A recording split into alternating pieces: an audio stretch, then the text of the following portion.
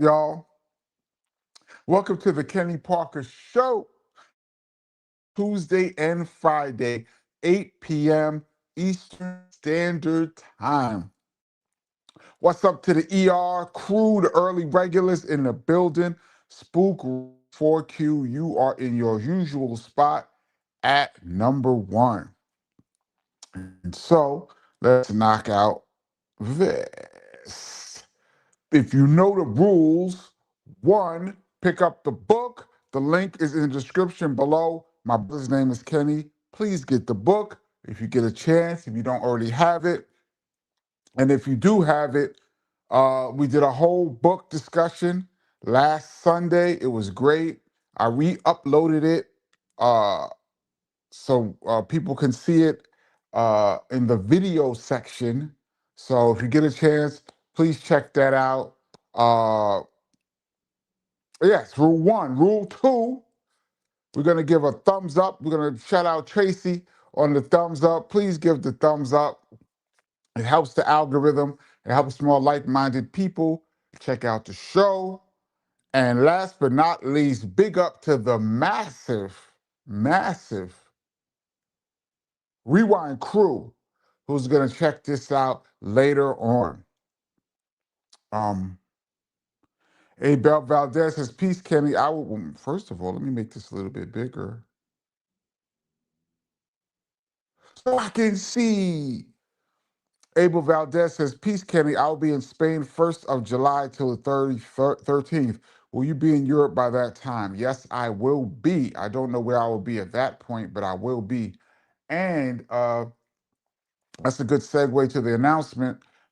For those that don't know, I'll be headed out to the My Philosophy KRS-One tour. And so this Tuesday coming up, the 21st, I will not be live on the air with you guys because I'll be en route. So I hope to pick it up on Wednesday. We have a day off on Wednesday.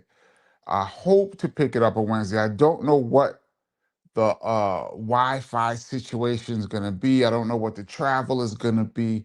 I don't know anything like that yet. So before I got to see what we're going to do. But I'm thinking about moving Tuesday to Wednesday, but we'll see how it goes. But I definitely will not be doing the Tuesday live because I'll be en route to the first show. I will mention this again a little later on. Somebody can remind me, actually, because I will forget. All right, let's run through some things. B-Bull Jones, and what up? Kenneth Smith, what up? Gregory Nettis. Yo, Kenny, if you had to be in one retro rap video, which one would you pick? Well, normally, I would say, of course, a Native Tongue video, as that's my favorite crew. But actually, I feel like I would have liked to have been in my philosophy video. The video where I got to shout out my brother's name is Kenny, that's Kenny Parker. And then I don't know what it has. And it says my other brother, ICU, then it goes to ICU. I would have liked to have been there. That would have been cool. One retro video to be in the My Philosophy video when I got my infamous shout out. That would have been cool. There's a ton of videos that look like it would have been great to be in. I really wish I was on the album cover of Midnight Marauders too. I don't know how I wasn't on that album cover. Um, I know how I wasn't asked, but the amount of people that I know on that cover, um, I would have liked to have been on that cover. Come on, Tip. Uh, Tracy, what up? Uh, let's see. Henry Cedillo, what up? David Alston, what up? We talk about this guy a lot on the channel. It says, hey, hi, Kenny. I didn't know that Larry Smith produced Run-DMC. I thought it was Rick Rubin. What was Rick's role in the group? Well, Rick Rubin started Def Jam with Russell Simmons. Although Run-DMC was not signed to Def Jam, Run is Russell's brother, Joseph Simmons, and they signed him to Profile, signed Run DMC to Profile. However, and then I think after they signed Run DMC to Profile, then they started their own label. I don't know how the timeline works, but Rick Rubin produced Run DMC's groundbreaking Raising Hell album. But the first two albums were done by the first super producer, a guy who I have utmost respect for and admiration for and look up to, Larry Smith. Not only did Larry Smith do Sucker MCs, but he did Rock Box. The same guy who did Sucker MCs did Rock Box and King of Rock. And he also produced Houdini. So he did all of the hard stuff and the rock stuff for Run DMC, and then he switched and did straight R&B for Houdini, and it all was incredible. And I read that he also did some work with the Fat Boys. Curtis Blow brought Larry Smith in, and he did some work with the Fat Boys. Not sure what he did, but I believe he did some work with the Fat Boys. And he also did, I believe, Love Bug Starsky. You gotta believe all of that. Man was an absolute monster behind the boards. And I think he was a bass player. I think he played bass on Curtis Blow the Breaks too. Dude was a monster, man. But yeah, then Rick Rubin took over production for Run DMC for Raising Hell. And he also did the Beastie Boys album that year. So Rick Rubin was on fire. Um, let's move on. Uh, Supreme Divine, what up?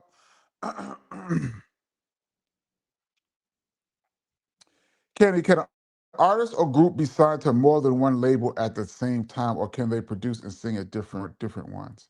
That's interesting. Record companies are not inclined to let artists be on other labels, although it's happened twice, I do believe.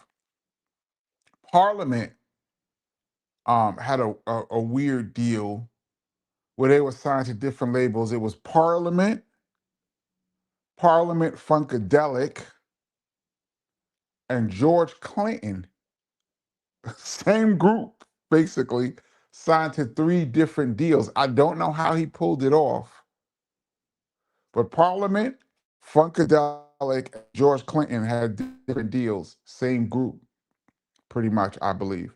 And of course, the mighty Wu-Tang Clan. Loud made a major, I don't know how they negotiated that deal, but they negotiated the deal where the Wu-Tang Clan would be signed to Loud, but then each individual members would have to have a separate deal. Now, I don't know if Loud didn't have enough money to afford everybody, but Loud had the Wu-Tang Clan, but then they allowed Method Man to leave in a giant bidding war and sign to Def Jam. And then they put out, and then up next was Dirt Dog, I believe. Excuse me. And Dirt Dog was signed to Elektra. Still recording, still Wu-Tang Clan is still on Loud, but Dirt Dog went to Elektra, Method Man went to Def Jam, and then I believe Ray and Ghost came back and did the Purple Tape on Loud, I believe. But then Ghost left and went to Def Jam. And RZA, Bobby Digital, I think he was signed to someone else. Uh, and I can't, Jizza was signed to Loud, I believe. But they were all over the place. That's one of the most unique record deals ever. And as you can see, it was not a trend because it never happened again. That's a great question, though. Um, let's see.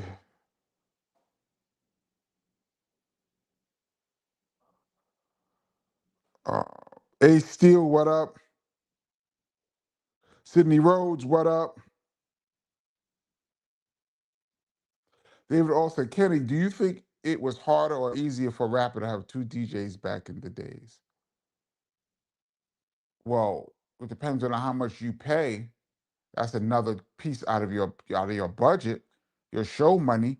Um, there weren't that many rappers who had two DJs. I don't even know why rappers did that. I know that LL had Battle Cat. Didn't he have Battle Cat and E Love at one point?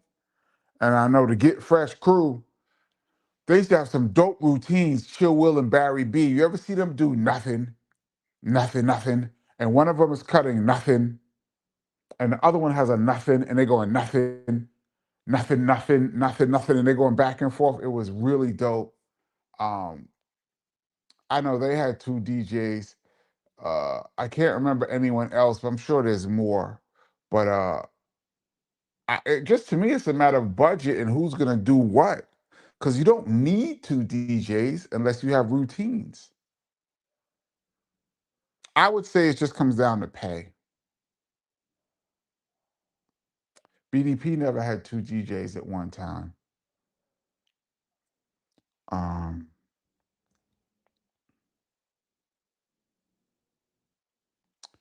Yo, Kenny, when you go out on tour, be safe. Thank you so much. And can you interview your brother? We shall see. We will be in the same place and time. That is the goal. Um,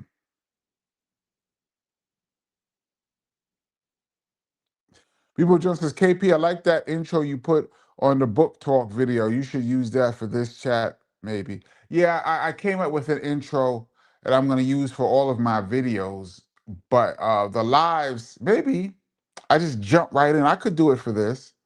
The live, I just like to just jump right in. I don't really even like intros. I hate when like I click on a video and they're like, okay, we're about to do this, but first let me give you our spectacular 130 seconds long whole production. I'm sitting there like, okay, and then they come back. I like to jump right in, but yeah, I might do that. Thank you for liking it. Um, David Austin, did you ever go to the Fresh Fest tour in '85? Were you old enough then? I was old enough. I didn't have any money, so no, I didn't go. Big up to the mass holes in the building. Jason Wall, what up? MMA Crossfire, what up? Uh, Silk Child, uh, Patrick Y. Um, oh shoot, it's Redman and K Solo's birthdays.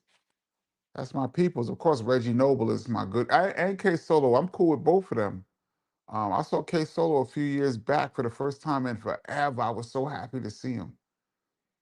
Um, Shout out to Redman and K Solo. I don't know if they watch the channel. Excuse me. But it'd be great to get them on. I haven't had a guest in a while. I was so busy. But yeah, shout out to those guys for their birthday. Uh, Cutie Pie. Hey, happy Friday, y'all. Yes, Cutie Pie. Sweet Goldilocks, what's up? Uh, Daynell or Dawn Freeman, what up?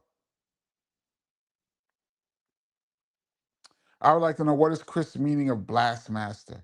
That's a great question. That's something I don't know how he became the Blastmaster.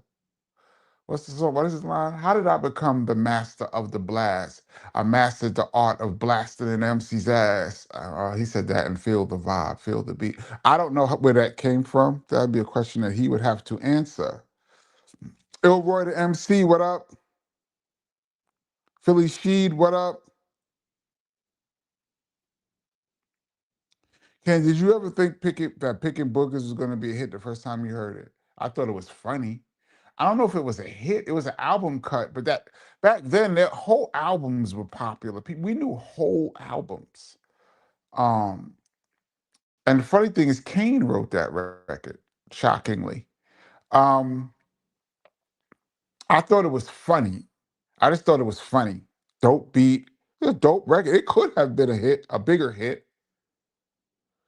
That was back in the day when albums had multiple records that could have been a single.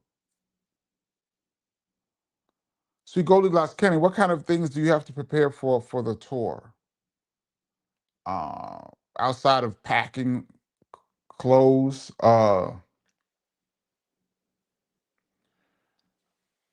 the shows, I'm gonna be the house DJ, so I'm gonna be DJing the parties. Just deciding what I'm gonna play, where I'm gonna take it. I haven't really decided yet what exactly I'm gonna do musically. Um, because Europe crowd is a little bit different than America. They are a little more. You can go a little deeper into an artist's catalog because they know a lot of music, or they are very open to stuff like that. So you can go a little deeper than I would say here in America. Um, that is preparation. I'm going to be DJing some of the shows. Haven't DJed a KRS show in a long time, so I got to get back in that flow.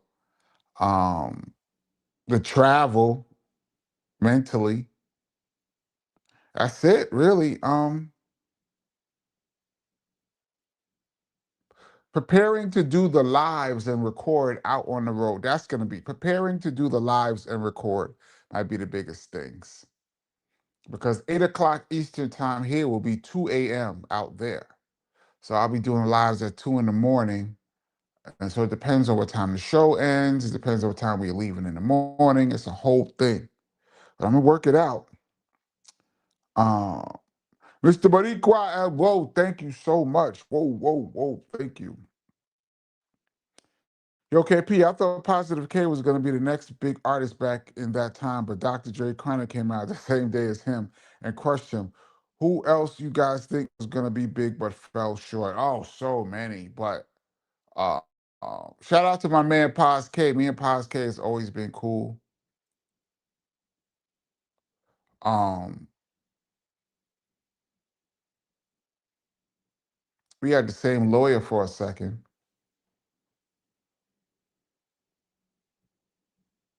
I do believe back in the day, if I recall, there was a moment when Pos K was looking for a female rapper to do "I Got a Man," and it was and Heather came up. Heather came up in the conversation because we all had the same lawyer. Heather B could have possibly been the female rapper on that song. I do remember that now that you mentioned his name. Um, Pos K had a that record was a gold single. He had a big record, man. He had one that was huge. I mean, he had a few because he had a record with MC Light, which to me is "I Got a Man" Part Two. I'm not having it. I'm not having it was dope. Um, he jumped on the Brand Nubian album. Him and Grand Poobah went back to back. That was dope. Grand Poo and Positive K. He was one of them guys that was right there. I thought the Rebel INS was gonna be really huge. It's one of my favorite MCs out of the Wu. Really thought the Rebel INS was gonna be big. Um, there are so many people who were right there. I thought Moni Love was gonna be even bigger. I thought she was gonna be like crossover huge. Um,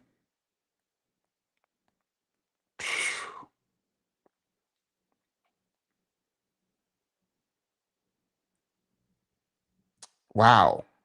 I think Lord Finesse could have possibly been bigger. He had a big record. He had a big record. Um, there's people like you wonder whatever happened to them, like Shorty No Mas. You know, I'm a De La Native Tongue De La fan. Shorty from the Balloon Mind State. I thought she was coming. Vinia Mojica, the singer on all of those songs from Native Tongue. I thought she had a real shot. Um, there's so many. You can go down the list like of dudes that was right there.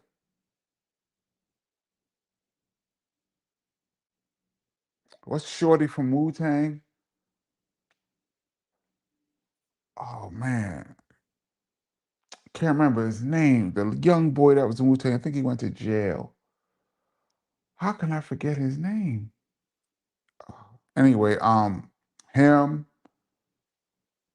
And when you mean by big, see, I think if you had a big record, a national record, even if you get one, you guys know how I feel about that. I don't believe in the term one hit wonder. I don't like that term because it's derogatory. Sounds like you only had one hit, and people are discounting how hard it is to have a hit record.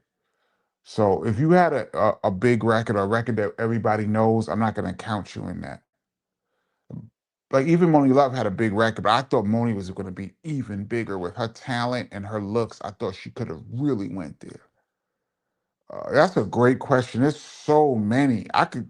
If I just sat and took my time, I could think of bunches of people.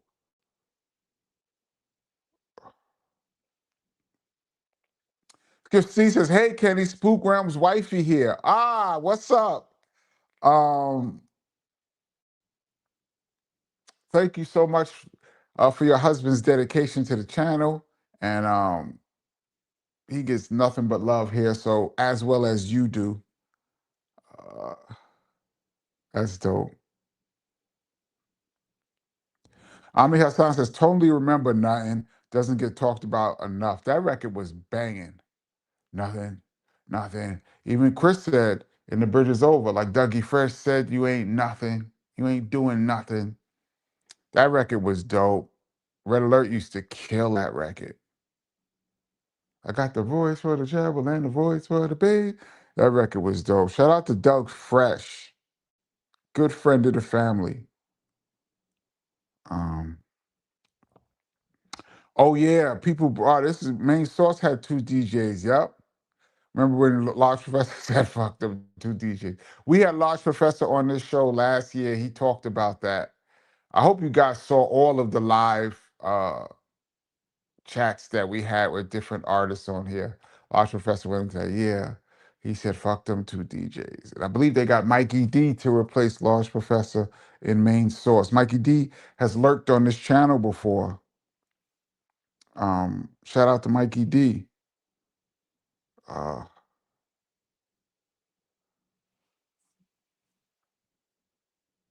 Oh, Jizz, that's right. Thank you, Jojo. Ghost and Capadonna was on Sony. That's a separate.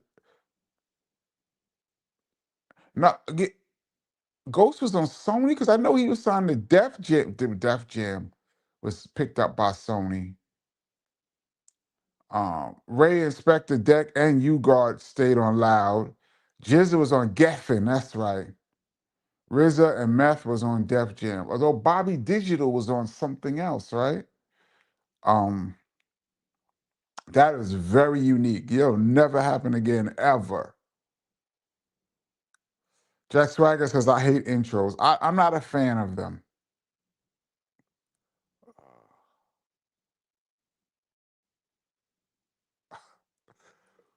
Anyway, what up? Says, no intros on here, please. I hate it. We're getting a lot of no intros. If we get enough no intros, we will not have an intro. Anyway, always good to see Anyway in the building. Christine is waiting patiently for my shout out, KP. I see there's a lot of comments just coming. I try to move fast to get everybody. Rashard Lewis, what up? Wasn't Blastmaster a Stevie Wonder reggae song? It was Master Blaster, which was one of Bob Marley's aliases, Master Blaster, and that's why Stevie Wonder. That was a tribute to Bob Marley when he made the Master Blaster jamming. But Blastmaster, I don't know where that came from. That's a great question. Maybe we'll ask him when we'll catch up to him. Hey Boogie, so I used to go to the same barbershop as Biz Markie in Harlem. R.I.P. Good dude. Yes, he was a good dude. Yes, he was a good dude. I miss him. A lot. MK Ultra says, don't forget to pack your BDP medallion and hat in case you need to go on a rant. The BDP medallion is right here. I should bring it and just rock it, though. Just to rock it just because, right? I should do that. Maybe we could bring medallions back. Black medallions, no gold, hanging out with Paz, hanging out with Mace, buddy, buddy, buddy, all in your face. Yeah, Jason Wall, he did say this in one of my top 5 favorite BDP songs ever, Essays on BDPism. He says, I'm the Blastmaster because I'm blasted.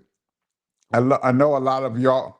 I know a lot of y'all are shocked that I've lasted, but Blastmaster is a subtitle. KRS One is more vital, more vicious, more lethal. Yeah, that record was so dope. Y'all know how I feel. I'm not gonna go into it. Why that wasn't on by all means necessary. That's my first question for Chris when I get him. Um,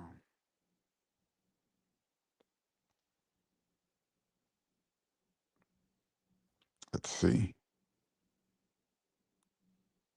Explicit says, damn, I'm late. Can't call myself an ER crew member tonight. You are always an ER crew member, but yeah, you're slipping a little bit. CMC, what up, though? Uh, Donald McCall says, what's happening, KP? Biz Markie, Just a Friend song was inspiring rap song. Yeah, it was funny. And it caught a moment in time. I read that he asked quite a few people to sing on it and couldn't get anybody. He wanted Al B. Shore to sing that. And at the end, he just decided to sing for himself. But he always told me that he had sung those songs before. He told me that when he sung We Write the Songs with Heavy D, that gave him the inspiration too to sing. Of course, you guys know I'm in that video rocking the Jordan 4s. Um, Mark Thompson, can I bust? Can I bust? He had the one big record battle in LL. That was a big one. Um, Thought he would have did it. He had the talent. Thank you so much, Vincent Ross. Favorite Phil Collins Genesis cut.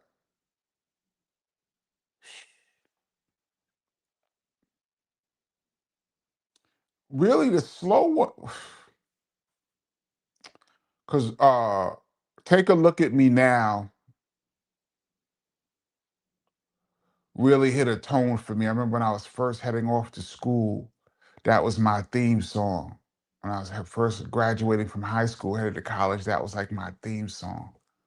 Take a Look at Me Now. I loved One More Night. I loved I love ballads, as you guys can see. I also like Studio, because I always used to sing studio. I'm going to the studio. Um, oh, and I can't not forget Another Day for You and Me in Paradise, talking about the homeless. That's right up there at the top. I would say Take a Look at Me Now and Another Day in Paradise. Favorite Phil Collins songs, but he has bunches of dope records though. Um,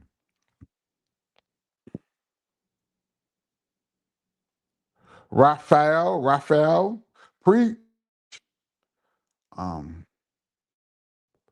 yeah, Bebo Jones. It says Bobby Digital was on G Street Records. Thank you. Yep. So yeah, they really did it. Um, I just missed a bunch of comments. Let me go backwards a little bit.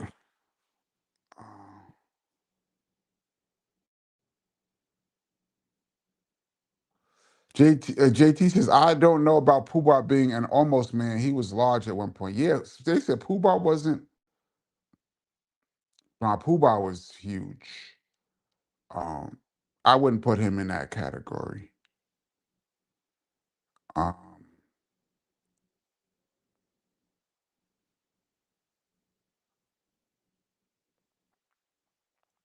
Positive K was nice, funny too. He did the male and female voice on I Got It Man. Yeah, that's right.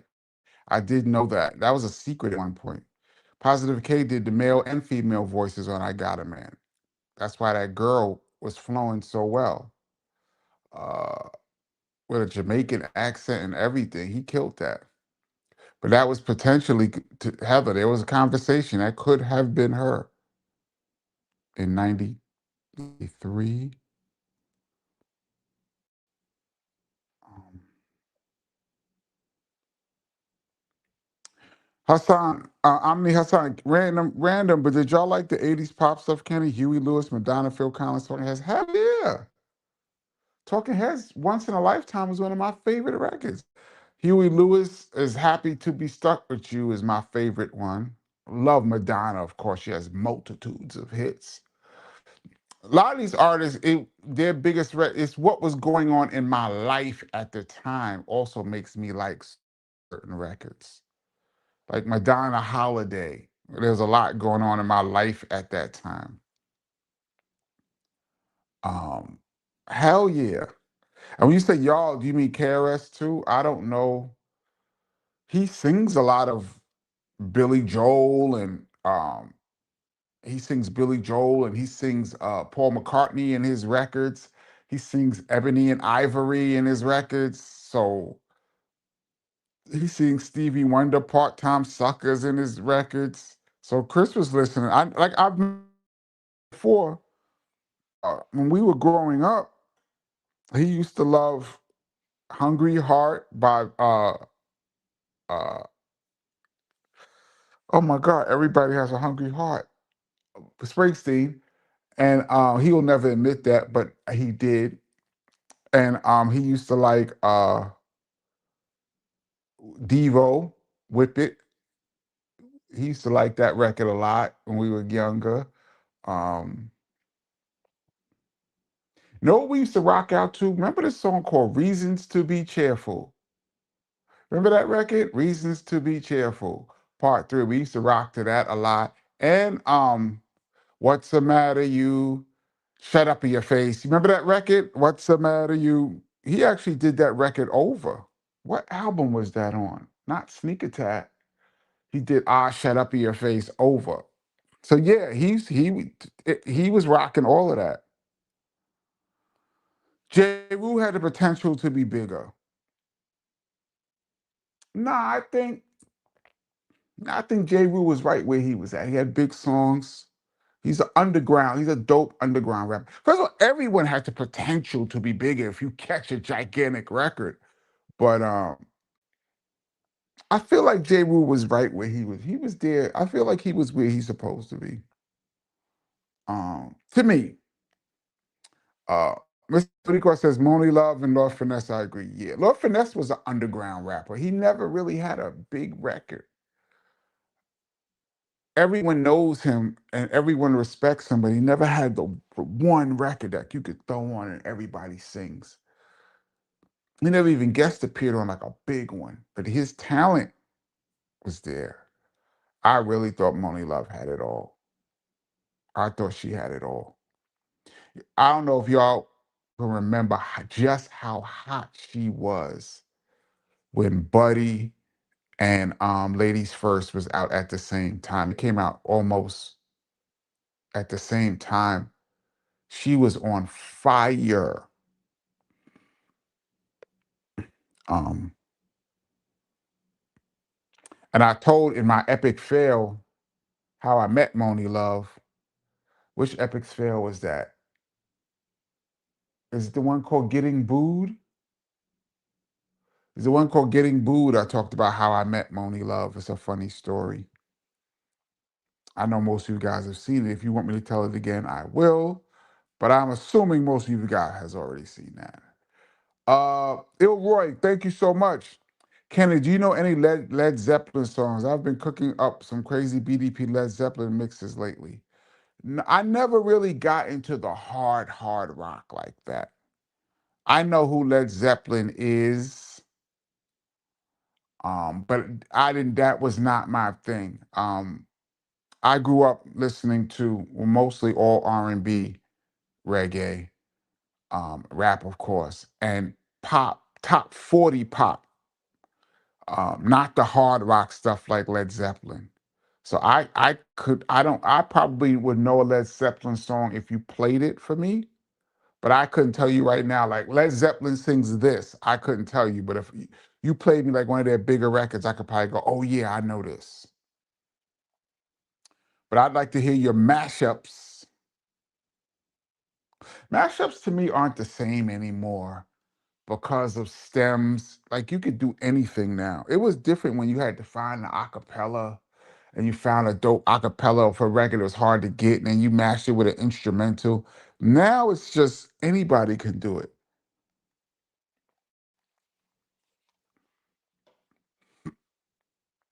Red Shot says, remember AK-47, Andre Karolinko? That was random. I do remember him, long ass arms. I thought he was a great defender. And I seen Kobe give him like 60 one night. Ridiculous. Some crazy numbers. I was like, yo.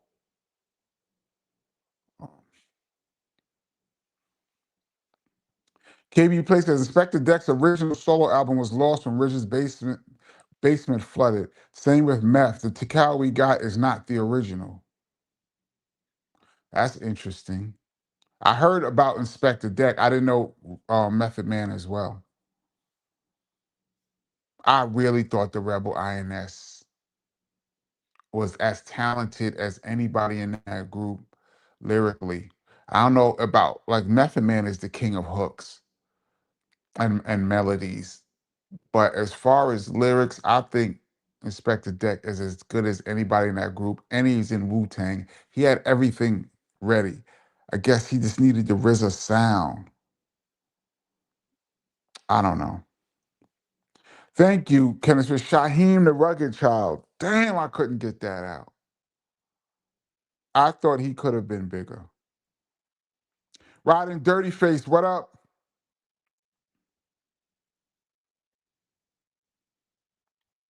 People Jones says Method Man said his three favorite MCs are Inspector Deck, Rebel INS, and Raleigh Fingers. That's funny. Um, I have a huge respect for like I said, I have huge respect for the Rebel INS. Huge respect for that. I don't know him either. Like I mentioned before, I don't really hardly know any of the Wu-Tang members except for the Jizza is my man. Um, and me and Old Dirty was cool. I used to see him out and about. He was always cool. I've met Method Man. I've met Ray and Ghost. I, but I can't say like we cool. I just met them in passing.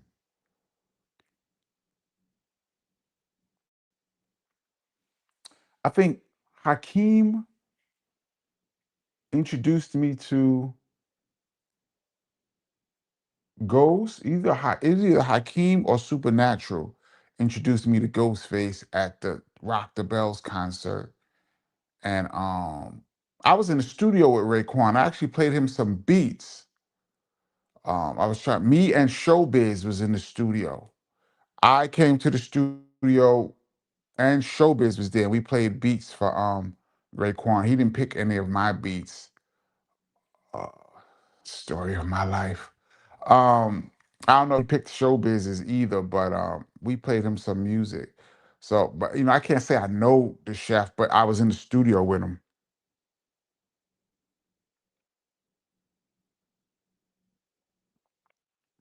Riz has shitted on Old Dirty Bastard, his own cousin. I don't know what you mean by that. Elaborate. The original CMC, my childhood crush, Vanity, RIP, was Vanity 6, but she left for a solo career. So Prince replaced her with Apollonia 6, correct? Yeah, first of all, they were dating. So that was a little bit, you know, when you break up, it'd have been interesting. She was supposed to be the lead in Purple Rain. And I think she wanted to do I think she was another movie came up. I think it was Action Jackson. I think instead of doing Purple Rain, she did Action Jackson. And so Prince found another young lady called Apollonia, and they did Sex Shooter.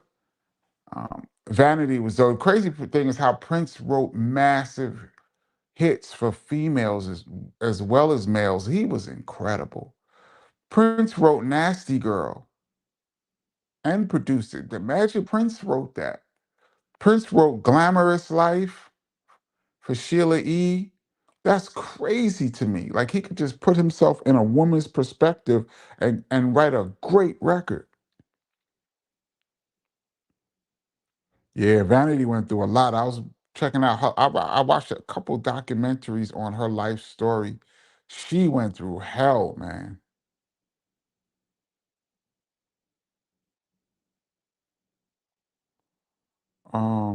Let me jump down a little bit.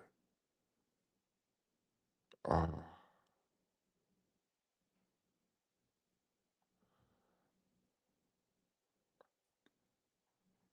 hey, Sydney Webb. Uh, hey, Kenny, what's your opinion on sample snitching? Well, it's funny because I've made some breakbeat records with some samples, and I've done a couple of break albums with samples in it. That other people use, so I might be have been considered that as well. But I tried to use stuff that wasn't out. The only sample section I did a couple of BDP breakbeat albums where I brought the samples that BDP used, the originals. But for other people, I did one more of breaks that weren't out. But what's my opinion on it? I'm not a fan because you could cause all kind of lawsuits. I know, especially like some of these samples, the way dudes chopped them up is so brilliant that you would never know that they used this particular thing. And for you to like, I could see if somebody used a no a loop. First of all, I'm not okay. To answer your question, I'm not really a fan of that. But if you use a known loop, I could see what somebody said they got this from here. But sometimes people chop up things so crazy that you would never know. And then somebody tells that could be a whole that could be a whole lawsuit. So I have to say I'm not a fan of it. Although I did it, I guess I sample snitched for BDP. Um, let's see.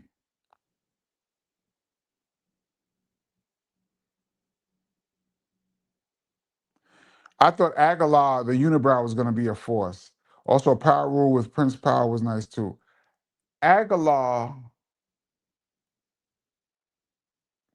before he was Aguilar, y- I used to try, like I was trying to manage him. Like I was trying to tell people that this guy was gonna be dope. His grandmother used to live around the corner from me in Jersey. And I used to see him often, but I seen him rhyme in the club. Back in the day, like New York used to have like ciphers in the party where a bunch of MCs would come up. They'll have lyricists lounge and stuff. And you'd see a bunch of unsigned people just rhyming.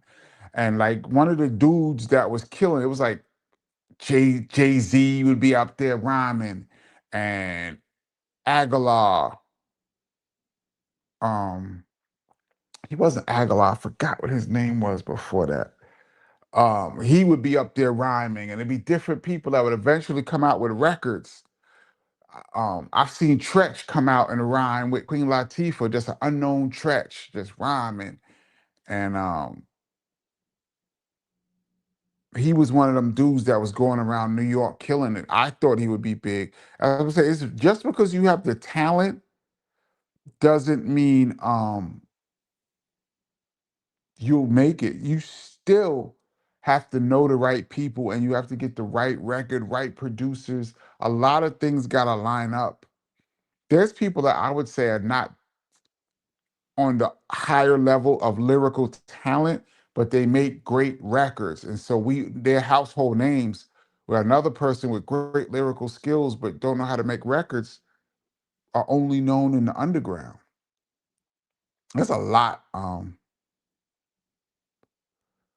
that goes into it. I have a whole formula about how it goes down in my head, but that's another conversation for another day. It gets deep.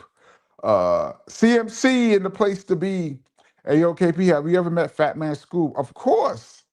I met Fat Man Scoop when he was working at Tommy Boy. Um, he gave me a Tommy Boy jacket. And I remember I had a Tommy Boy jacket, and I went to visit my friend at her job right after I left Tommy Boy. And I said, "Can you hold this jacket? Because I had too much stuff to carry. I had my own jacket, I had a bunch of records and record bag and this jacket." And she put it in her desk. I said I would come back and get the jacket. And one of the cleaning people stole my Tommy Boy jacket out of her desk. That should be an epic fail story. How I lost my Tommy Boy jacket. I'm getting pissed right now thinking about it. One of the cleaning people at her job was going around rocking a Tommy Boy jacket right now that I got from Fat Man Scoop. And then he blew up. So I used to see him out and about. We did a show with Fat Man Scoop.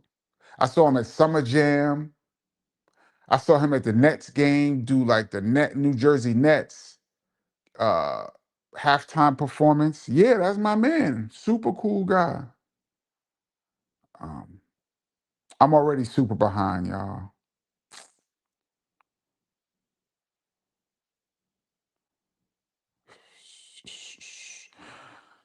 That's what it was, Giorgio. Thank you. Aguilar used to be named Adolf the Assassin. Thank you. Jeez, my memory. I remember something. You know what it is? I remember a lot of stuff, but names be going past me.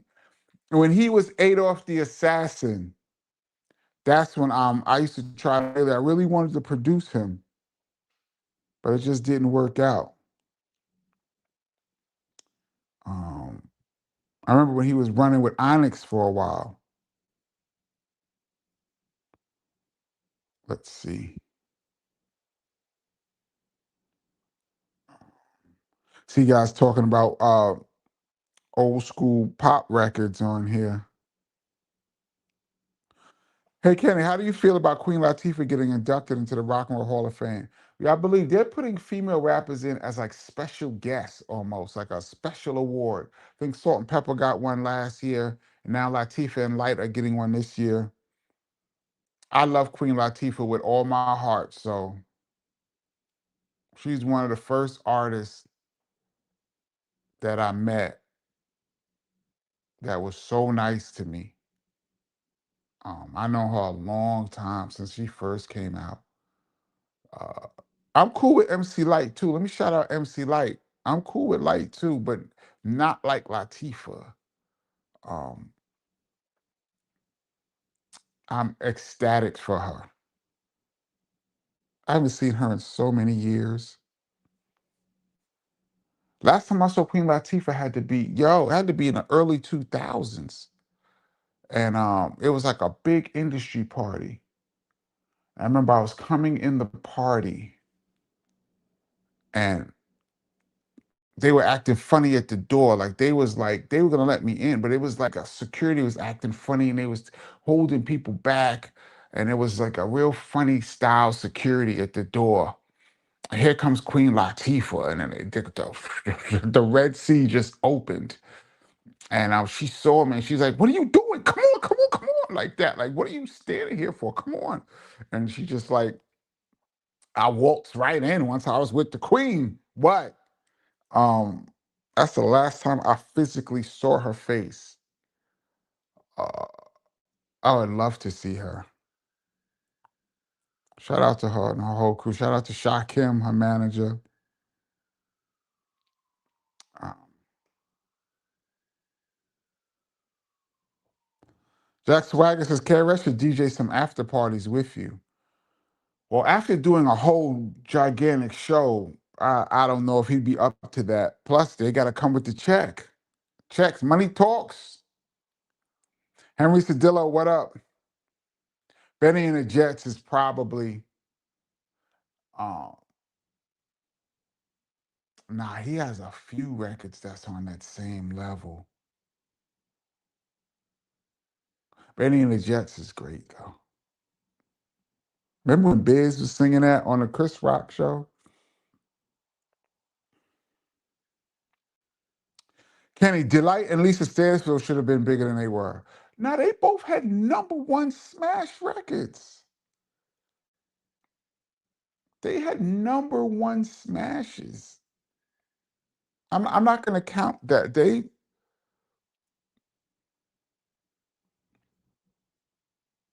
had huge records. Um, I don't know if I would count them. And that's different. That's like um pop. I look at pop a little bit different. Blase came out the gate strong and fairly down the street. I like them. Shout out to PF Cutting, the producer. Shout out to Out Loud. I used to see them all the time in D&D. They were working on their project when I was working on Heather's project in D&D. So we used to see them all the time. Celeb Campbell, what up? Uh, let's see.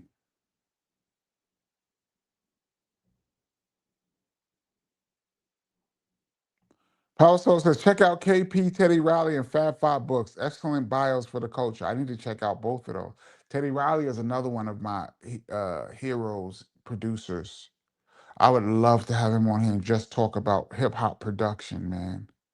Would love, love, love, love, love. Man, if anybody knows Teddy Riley, I don't know him at all. Um,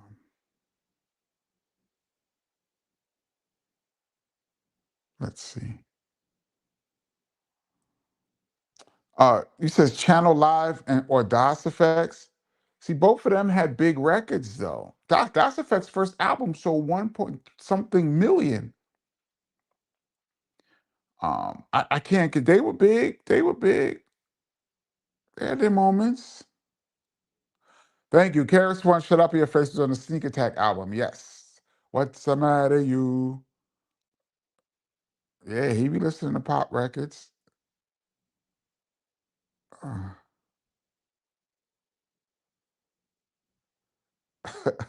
Patrick Watson, KP, last show we talked about Luther being the greatest male singer. If you get Eric Sermon up there, could you get him to do his rendition of So Amazing and I've Been Waiting? What possessed him to just sing? Yo, Eric Sermon got some of the funniest singing ever. Outside of Biz, the funniest. Oh, wow, Mr. Boricua again. Thank you so much. Wow.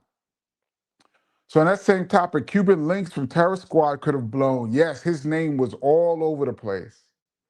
Blocked by Fat Joey.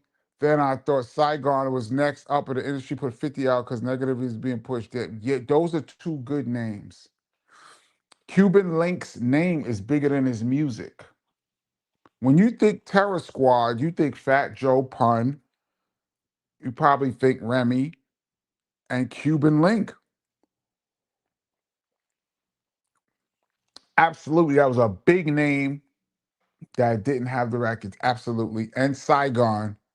I remember the first time I heard Saigon had a record called Beautiful Things. These are a few of my favorite things. That's what it was. These are a few of my favorite things. And I went all over the place looking for that record, could not find it. All over the place. Shout out to Saigon. He's produced by Just Blaze, who I asked to come on the show. And he said yes. I might have to double back and make that call, see if I can get Just Blaze on here. Just Blaze, come on down. We could find out more about Saigon. Saigon was mad hood too. Sometimes dudes be so hood that they scare people. uh, After Deck dropped that verse on Above the Clouds, I thought his solo album was going to be a classic. Yo, Above the Clouds was bad. I would say that all the time. To me, that's one of Preem's nastiest beats that wasn't a single. He has so many, but Above the Clouds was just banging, and Deck murdered that. And it's about every time I've ever heard Deck in a guest appearance, he was just dope. Am I like a Inspector Deck fanboy right now? Dude was really, could have really did it, man. Could have really did it. Um, let's see. Let me jump down a little bit. I'm a little behind. You guys talking about Motley Crue on here? I didn't listen to hardly any of that stuff. Um, KP, are you familiar with any of these new sites like TrackLib where you can get cleared samples? No. I know that's like a whole, um, it costs money. Like it was like a whole thing to get a sample cleared. If you can just go to a site and get a sample cleared, that would be spectacular. Wow. Never heard of it, but that's dope. Hey, Takashi Mandela, what's up? Thank you. It's always great when you pop in, and thank you so much for your contribution to the channel. DJ Kenny Parker, peace, my brother. Normally I don't ask, how are you doing, man? I'm doing fantastic. How's your health? My health is actually fantastic. Actually, I have a doctor's appointment on Monday before I leave for Europe. Always do my physicals, make sure everything is A-okay. Says we're getting up there in age. Please get it checked up. Man, I go twice a year. Um, check my blood pressure, everything. It is extremely important to get physicals checkups because the thing is, they catch a lot of things early. And you can, a lot of times you can cure something relatively easy if it gets caught early. And if you wait till by the time you have the symptoms, a lot of times it's either harder to cure or not curable. So a physical is very important. Yes, I'm going Monday. I will be in the doctor's office. My appointment is at 9:45. Thank you so much for asking. And anybody out there, if you haven't had a physical, please go. We lost so many people in the past few years that probably would be alive if they took physicals. Um, was Poisonous Products a sample, the driving bass line? Don't know. I played that. It's pretty simple. Boom, boom. Psh. I played that. It was a bass. It was a sample of a bass, and then I played that little piece. It was a sample of a bass sound. Um, that's usually the record that people um, mention the most that they liked my production on Sex and Violence. They liked We in There, and they liked Poisonous Products. The Poisonous Products pimped out the poor people. Intelligent Hulu was awesome as a lyricist, should have been way bigger. I don't like using the word should. Could have been. Should, because I think things happen the way they supposed to happen. But he could have been bigger. He had the talent. He had Marley Marl. He had a record deal. Like we don't know what goes on behind the scenes too, um, but absolutely tragedy. The Intelligent Hoodlum could have been bigger. Thank you, B-Boy Jones. And KP, remind people about the upcoming My Philosophy Tour. Thank you. Yes, the Karis One My Philosophy Tour kicks off next week in Spain. And I'm going to be on that tour DJing. So I will not be here this Tuesday. We will not have a Tuesday live. I am hoping to do it on Wednesday, 8 p.m. Eastern Standard Time. I got to see what happens once we get out there. Because I will be there. I'm leaving Tuesday. I will be there on Wednesday, God willing. But I don't know the jet lag, and I don't know what time the show starts the next day. Sound check, all of that. But we will not be here on Tuesday of next week. Maybe I should do a Monday. Maybe I should move it up instead of moving it back.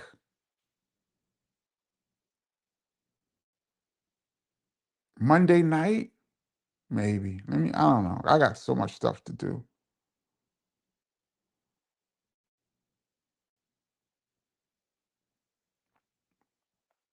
Jack Swag says KB did some wild sample snitching in the epic fails. I know you. We sampled you. I did, but I didn't say who it was. I never said who the artist was. For those that didn't see the epic fails, there's one called All Samples Cleared, where I had encounters with artists who we sampled. I never said who the artist was. Um, y'all should check that out. There's a few epic fails that I thought were really good that didn't get a lot of views that I think was really good that I thought were good. Who knows? Um, let's see.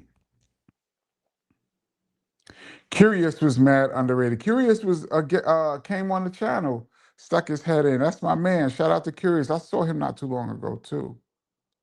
Lindell Handy Sr. checking in from work. Get your money, man. Um, Spook Rose says, one of my daughters just called me a fanboy saying I'm your unofficial hype man.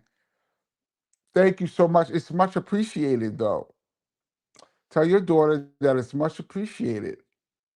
Thank you. Um, let's see. Are we doing the Betty Joe scroll down yet? I'm not that far behind. LL got in that same category as Latifah. Yeah, but LL was nominated like 3 times. I thought they voted him in. He was a special because I know Herc is a lifetime achievement award, as he should have for the 50th anniversary. Um, I thought LL was voted in. I'm not sure now. I have to go back and look at that. But like we talk about all the time on this channel, who knows what the Rock and Roll Hall of Fame? Who knows what they're doing, man? They know they be dead wrong. That's why they be putting people in, even though they didn't get the votes. They know they be wrong, man.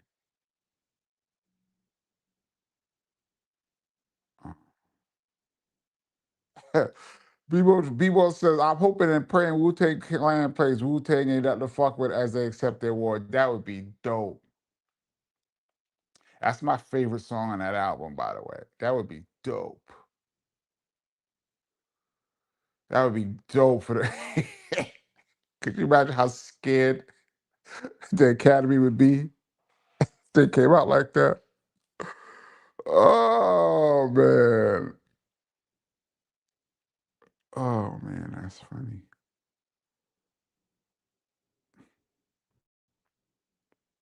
Greg Ness says Eddie Murphy party all the time. It's so 1980s. He should have continued. He had a good voice. Yeah, he was so busy being the #1 box office drawer for a decade that he probably didn't have time to do more albums. Rick James produced that album. Um, Eddie probably could have done more singing, absolutely. But that was a platinum. That album is platinum. Don't front on Eddie. He got a platinum singing album. Was Freddie Fox an affiliate of BDP? Yeah, I would say so. Like not actually in BDP, but in around the orbit. Absolutely.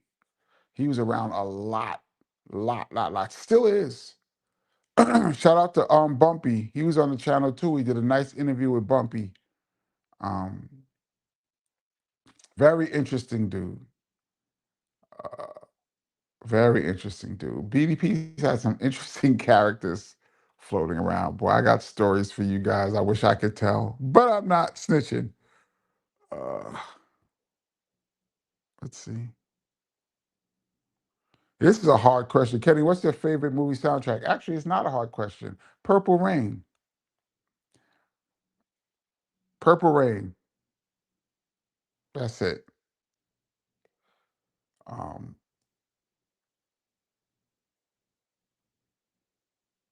it's not even close. I mean, Saturday Night Fever was dope. I like disco a lot. That is the disco album. But Purple Rain is everything. There's probably some others that were great, like the Bodyguard soundtrack had a couple, but Purple Rain. Uh, this is interesting. Teddy Hyperstyle says Teddy Riley should have produced an entire KRS One album during KRS tenure on Jive Records. I noticed that Teddy's publishing was mostly owned by Zomba Jive at the time. Teddy offered to do a song for Chris for free. Matter of fact, I know y'all don't be believing me when I be telling you this, but I be watching mad people's documentaries all the time. I was just watching an interview on Teddy Riley yesterday, and he was talking about how he was on Nori, and he was talking about Drink Champs. He's talking about he did the Foxy Brown record, Gotta Get You Home with Me Tonight with Blackstreet for $1 as a favor. $1 for Def Jam. And that was the biggest record on her album. Um, with that being said, I heard that Teddy Riley asked to be on the KRS One's album for free. He was trying to break back into hip hop, and he offered to do a song for Chris for free. I heard that. Now I don't know what year was that. It was either the KRS One self-titled album or probably I Got Next. It's probably around the I Got Next time, somewhere around there. Yep, he sure did. He sure did. I remember that conversation. KRS ain't want no New Jack Swing production.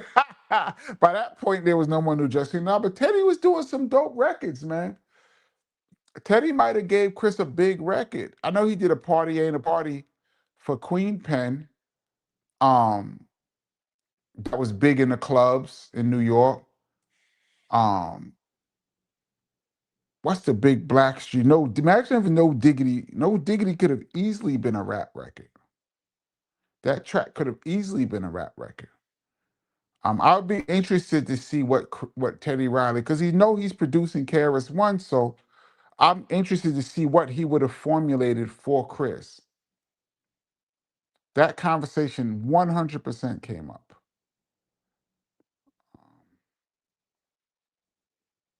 Hey, anyway, thank you so much. We appreciate you, but you're doing too much. Wednesday or Friday works, like a quick check-in. Um, thank you. Uh, hopefully by next Friday, I'll be all settled in.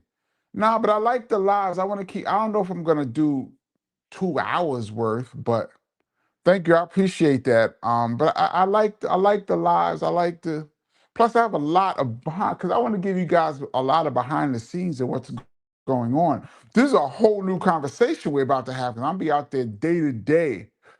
I'm gonna give you guys as much information as I can about what's going on out there. Um, but we'll see.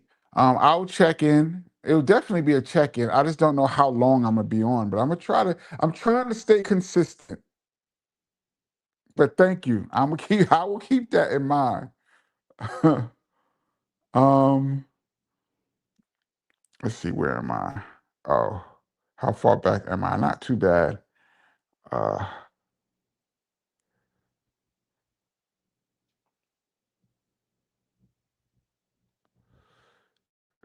JT says, yeah, KRS definitely not suited to Teddy Riley's sound. And like I said, we don't know what Teddy Riley is a great producer. And like he said, when Michael Jackson called him to do that Dangerous album, he switched up his style from what he was doing with Guy to try to craft around Michael Jackson. And then Blackstreet and all that was even different than Guy. Like the man, he did Kumo D, he did the show, he did Rap's New Generation. Like he was around back in the 80s making beats. Like I'm just curious to see what he would have offered. Just curious. It might have been whack, but it might have been something dope. You might have gave Chris a big record, and for free you had to see what he was talking about. Um,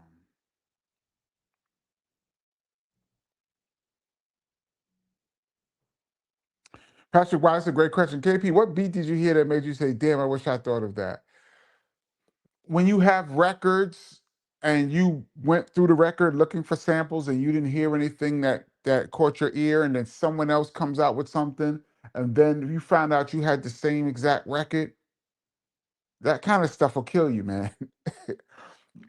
If I could tell you the list, I had the Benjamins. I didn't hear it the way D Dot heard it. Any no, like there's, I wish I could just go through records that I had the same record, and dudes chopped it in a way that they killed it. I had Cream, Wu-Tang. I had that before it came out. Years before it came out. I didn't hear it like RZA heard it. Um, there's bunches of them. There's bunches of them. If I really took my time, I could probably name you a whole list of albums that I had that someone else used after I had the actual album and had a big song on it. And I went back and was like, it was sitting right there. Uh,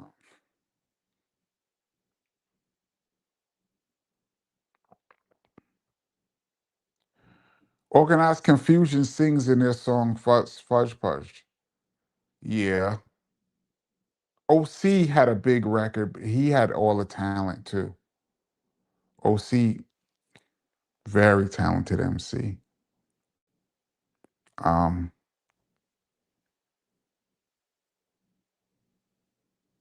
let's see.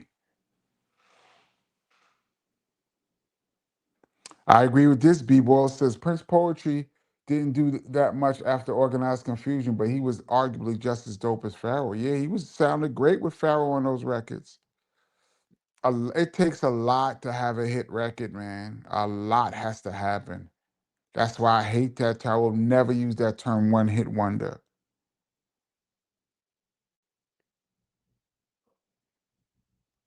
Kenny, did you ever meet Mike Tyson back in the hood days? No.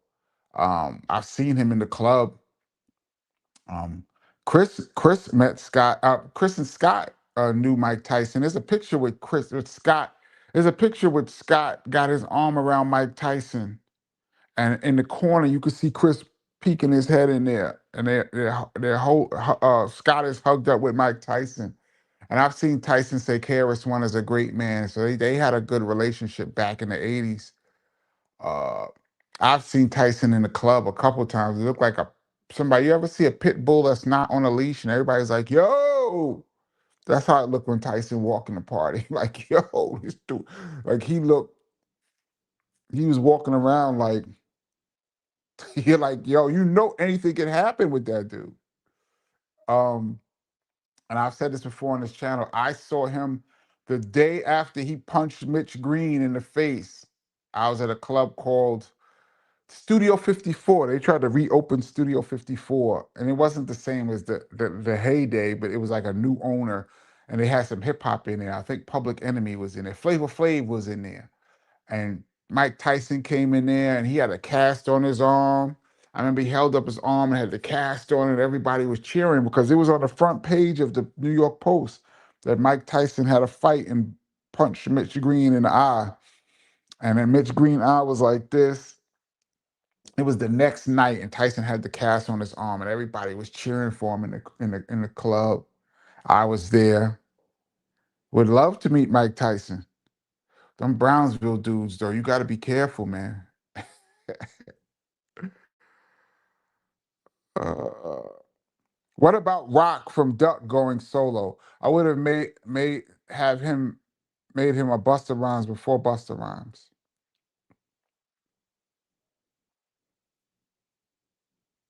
sometimes the magic is in the collaborations. Sometimes some people aren't meant to be solo. Not that they don't have the talent, but the magic is really in the combos. Buster just was able to make records. Once again, is able to make records and willing to. Um,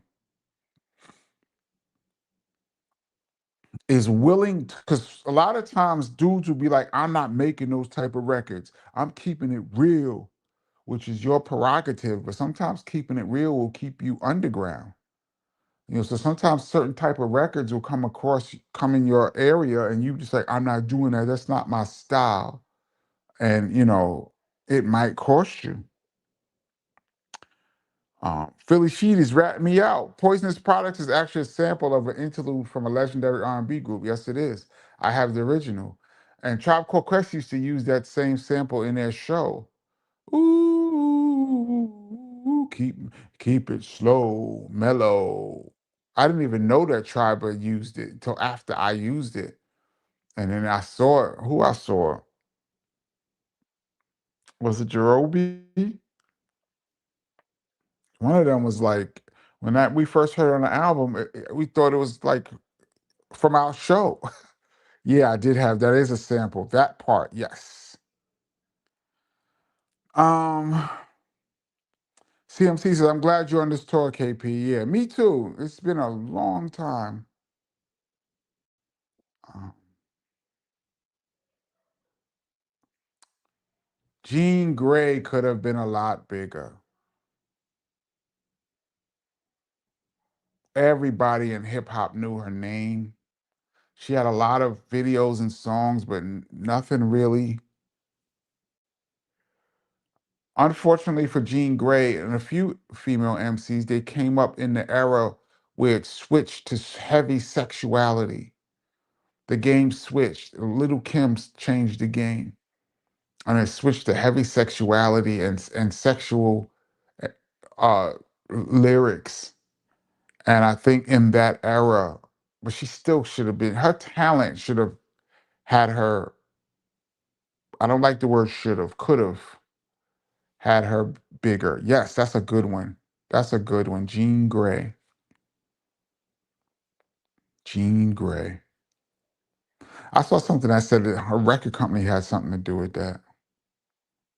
T. Jackson says LL was not voted in. That's a crime. What hasn't LL Cool J done in his genre of rap called rap that he's not in the Rock and Roll Hall of Fame as a first ballot Hall of Famer? What did not he do? I'm so over that, man. It'd be great to be in it, but I'm so over it. What's up, Kenny? Did you see the KRS and Mad Lion clip of the video to My Philosophy Tour? KRS was freestyling, it was crazy hot. Yes. And they rewound. Mad Lion was on the boards, like the engineer. I did see that. Absolutely. Absolutely. Um,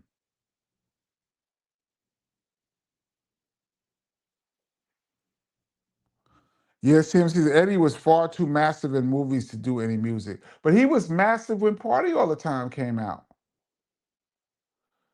Somehow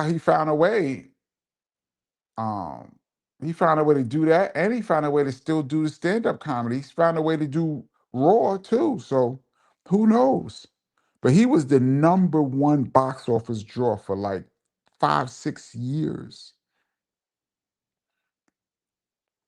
Um, let's see. Yo, D Nice should have been a pop/rapper. Chris always used to say that D Nice should have went in that direction. But in his second album, he went in a harder direction. He probably, but he had, once again, he had a massive number one rap single. His song was number one for 4 weeks on a rap chart, Billboard. So I can't say he didn't blow, but I could see where you're coming from. Um, let's see.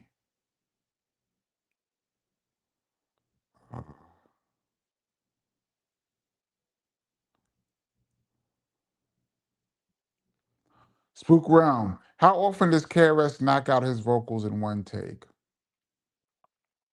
And the times that I've seen him in the studio, a good percentage of the time, more than 50%. And when he doesn't knock it out in one time, it's usually he does a lot of it. Then he'll say, "Wait, bring it back. I want to fix this one word," or he'll do one verse and then he'll come back and change something, and then go again. He's very quick on vocals. One of the fastest I've ever seen. I heard that Jay-Z and Big are incredibly fast. I heard that they write their rhymes in their head, and they call Jay-Z one take Hove and all of that. I've never been in the studio with those guys, but as far as a notebook, reading off a notebook, I've never seen anyone faster than KRS. Incredible in the studio. Because he knows like he writes it right, he knows exactly how he wants to say it. He's been doing this so long, he knows his vocal tone, he knows where he wants to get to. Like he's a seasoned professional. Um, this is interesting, Omni. The dude Kid Hood from the Tribe remix, yeah, was ill. I always curious, saw his story finally on YouTube. Yeah, he passed away before the song even came out. His rhyme on that song would lead you to believe that he had a future. Absolutely. Absolutely. That's one of my favorite. That record was so banging. Uh, are you guys doing any festivals out in Europe? I believe, I don't know the size of all the venues. I know one of them is a festival. For sure, one of them, but I don't know the size of all the venues. It's different size venues in different countries. Um, what's on your KP playlist for the flight? I hope to be sleeping. I don't know. Probably old school 80s dance music or ballads, some 80s music. Uh, what else? Yeah, Teddy Riley did the show, Go See the Doctor. Do you know what time it is? Tell me, do you know? Put your Gucci watch on to synchronize the time and let's rock. He did all them records for Mo D. I thought rap's new generation, that record used to play a lot in New York, the classical too. That was a big record in New York. That beat was dope. Um, he did Rex and Effects. That was a platinum single. All I wanna do is zoom a zoom, zoom, zoom. That was platinum. That's back in them times, that was very difficult. Very difficult.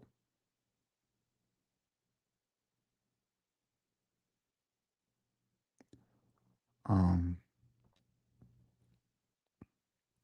Let me go down a little bit.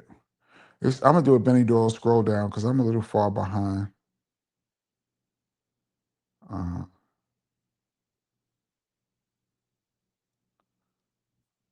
I'm gonna scroll down. I'm gonna jump in right. Oh damn! I scrolled to the bottom.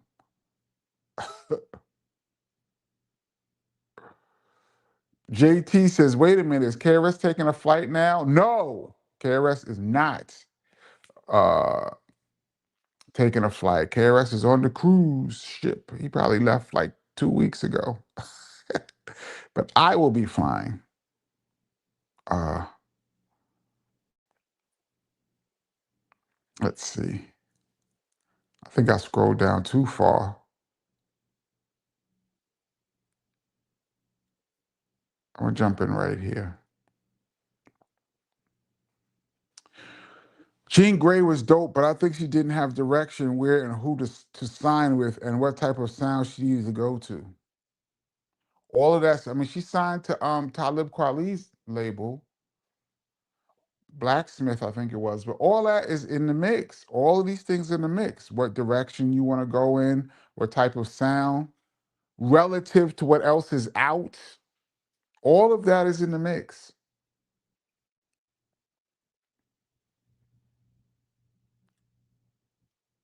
There wasn't a lot of guest appearances. Like she could have done maybe more guest appearances. Um, who knows? Remember Eddie Murphy's brother was in K9 Posse? Of course I do. When I was in college, I met his brother in a chicken spot.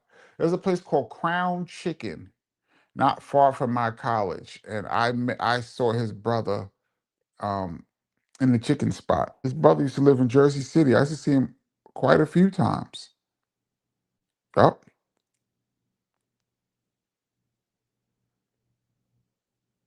I was all over the place, man. It was hilarious looking back on how much outside I got.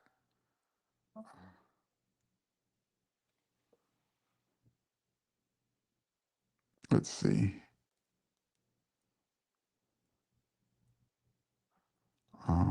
Oh wait, I have a chat here. Let me jump into this chat. Mr. Boricua. Let me do it like this because this is in the way. Once again, wow, you're killing it tonight. Thank you.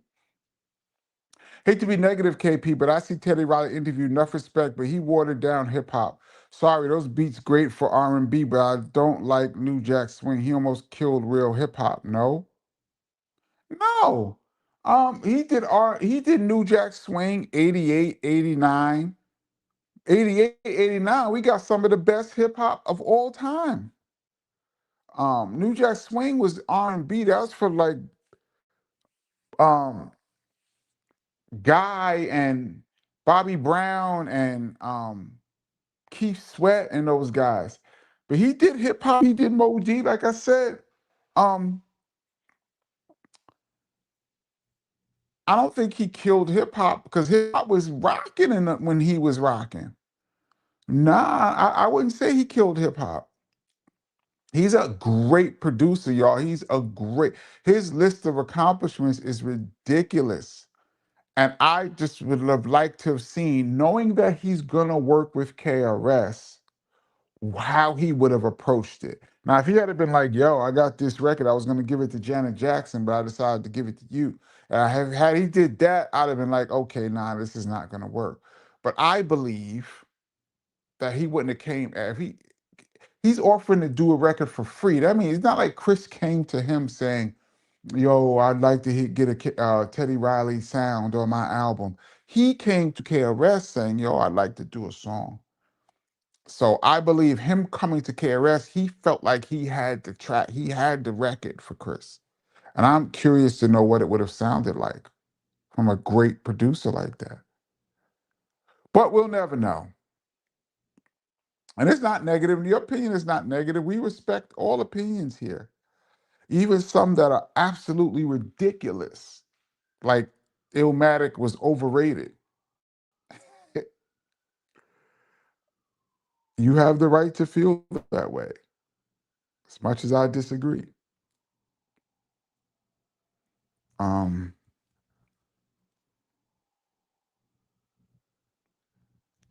People says I liked her with Ninth Wonder. Yeah, she was dope, but she never like had that record.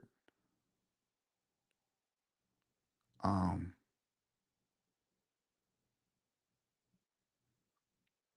Jack Swagger says Jean Grey's parents were in the industry. She knew way too much. Industry don't like smart people. That her mother and father were big musicians in South Africa. But still, even still, this game is so nasty, man. What about Black Robin Ron? It was Black Rockin' Ron. That's how I'm living. I forgot all about that. Rex in Effect versus Q-Tip was ugly. Very ugly. I was there when that brawl happened. I was there. I didn't see the fight. The fight happened in another section of the club, but I was there. And another rapper that you guys know got punched in the face too. Q-Tip got hit, I believe, messed up his eye. That's why he has the mask. This is the story I heard. I'm pretty sure it's true. The reason why he has a mask on in Hot Sex and a Platter, a video, the reason he has a mask on is because they stole on him at that concert. And I saw Q-Tip tell a version of events. I think he was on that battle rappers show, Hoffa, Math Hoffa. I think he was on Math Hoffa. He told a different version of events, but I was there. I don't know. I heard something else, but I don't know. I'll take Q-Tip's word for it. But that was ugly, all because Fife said, and we got the jazz, strictly hardcore tracks, not a New Jack Swing. That one line, strictly hardcore tracks, not a New Jack Swing, caused all of that drama. And thankfully, Zulu Nation was able to smooth that out. Thankfully. Big Daddy Kane, I Get the Job Done was Teddy Riley. See, that was a New Jack Swing sounding record to me.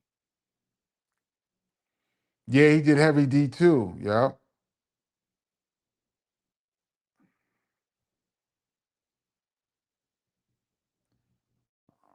Jack Swagger says Kane got a Grammy off Teddy Riley production. He did the show and other stuff. TR was nice. TR's a musical, I'm not going to call him a genius, but he's extremely talented.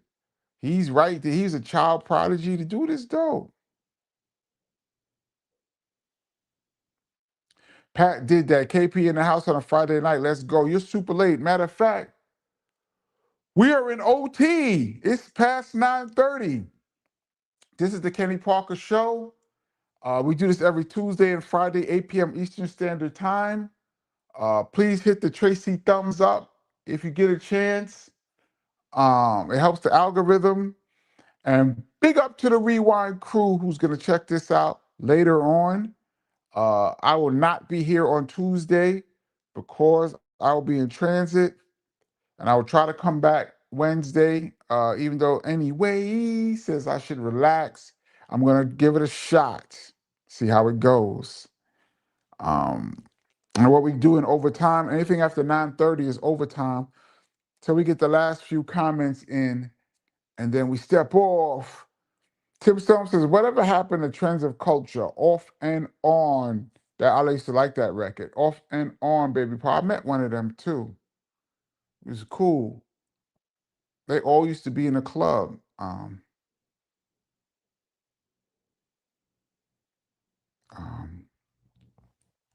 Philly She said that statement is a stretch. Teddy created his own sound. Let's not act like How You Like Me Now, I Get the Job Done, or We Got Our Own Thing wasn't dope. Those were big records. Those were little, it might not have been for KRS, that sound. But I could, like I said, I could hear other records that he did. Like No Diggity would have sounded really dope with some bars on it. I mean, Dre rapped on it. Queen Pen rapped on it, but a beat like that would have been really nice. I thought Jin was gonna be as huge as Eminem. Jin, battle rapper, Asian. He could have been big. Yeah, that's a good call, Rosmel. Absolutely, I can see Jin. Yep, absolutely. That's a good one. Um, let's see. Uh, oh, that's right. He did B-Facts, Whop It too. I forgot about Whop It. I used to be on regular daytime rotation in New York. Shout out to B-Facts. I still think rap's new generation was just the illest. No one ever talks to him about that. If I ever kid him on here, we're gonna break that record down. That beat was dope. I think Mary J. Blige used it again on her album, Reminisce. That was dope. Um, Spook Realm says, I agree with anyway, make it Thursday. But if I do Thursday and then right on the back of Friday, that's a lot. Plus, we got shows then. So I don't know. I just got to see how it works out.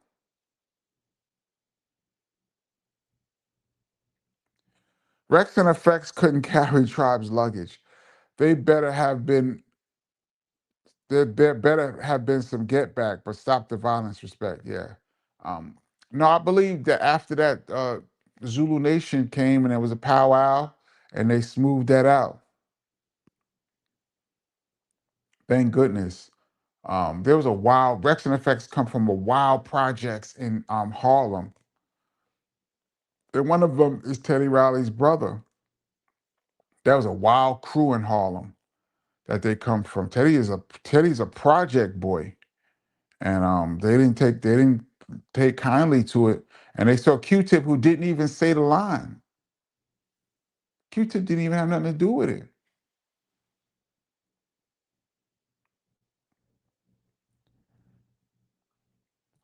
Funk Dubious was ill, yes, and Funk Dubious is always on this channel too. Shout out to Funk Doobie.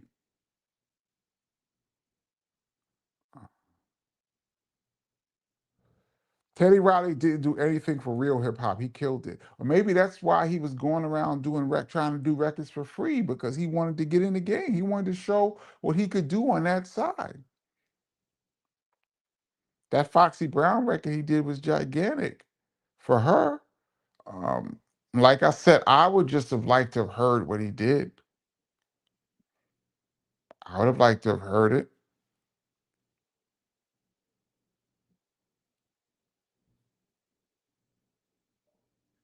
Um,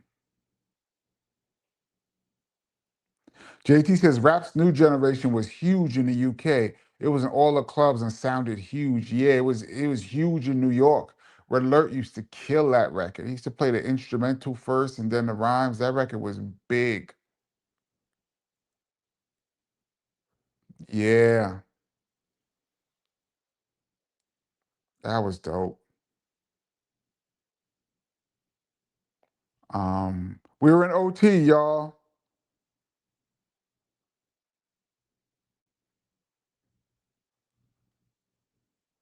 Uh,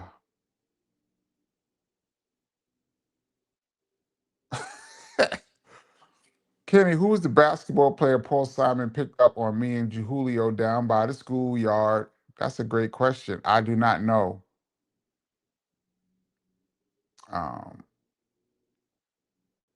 Paul Simon had a record around that time that I used to like. Dun, dun, dun, dun, dun, dun, dun, dun, dun, dun, dun, dun.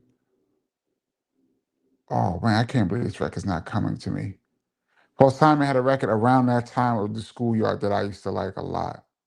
I'm at the very bottom. I'm seeing you guys in real time. A Boogie says, why can't hip hop please different tastes? Teddy made a dope contribution. That's what I think. But everybody likes what they like. Uh, I thought Teddy Riley did make a nice contribution to hip hop and was trying to get back in there. Um, Late in the Evening, that's the Paul Simon record that I used to like a lot. Late in the Evening. We got our super chat. Oh no, here we go. I don't recognize this name. Let's see. Kiero Arnold. Remember the duo Illegal? Mr. Malik should have been bigger. He was Lil Wayne before Lil Wayne. There was two of them. It was Mr. Malik and there was another dude that Eric Sermon was messing with, right? Not the he was messing with one of them, right? Um, there was a few of those young groups like the Youngsters and stuff like that. I remember that. He was Lil Wayne before Lil Wayne. Yeah, I can hear that. That's a good one. That's a good. I forgot all about them. I think KRS would agree with me. He probably did because it never materialized. I don't know if Ted Riley ever sent the beat tape over. That'd be a question for Chris. I just heard that Teddy Riley was interested. I don't know what happened. Um, Maybe Chris agreed too. Maybe he agreed with you. I would have loved to have, like I said, I would have loved to have heard what he was gonna come with.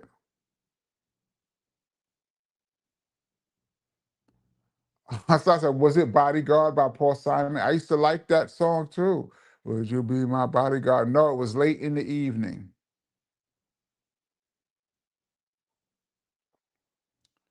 Um, People Jones says, KP, have safe travels. Thank you so much. That is always the number one goal. I'm not a fan of flying, but I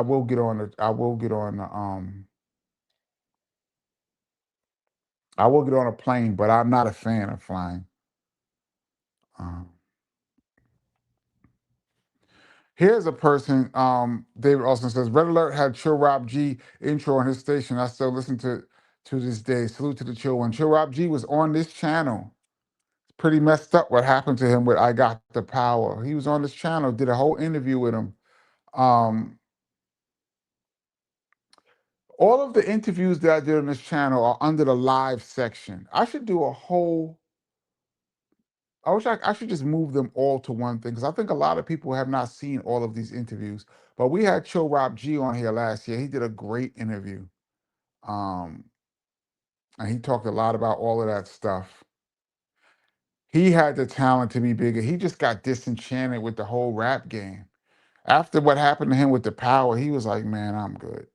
A lot of people just be over the game. Like, I just don't want no more of this game. That's in the mix too. Like, they just be done with the game. Uh, JT, thank you so much. It's KP. Do you remember Roadblock by the pop producers Stock Aitken and Waterman? It totally ripped off Rap's New Generation. No, I do not remember them at all. Roadblock by the pop producers Stock. No. That's a shame. That's a shame. Your rhymes and miscellaneous also incomplete. Something like that. I used to like that record a lot. That's what his name is. Gigantic Jamal. Little Jamal. That's who Eric Sermon rocked with. So we don't know what happened to the other guy, but he rocked with Jamal.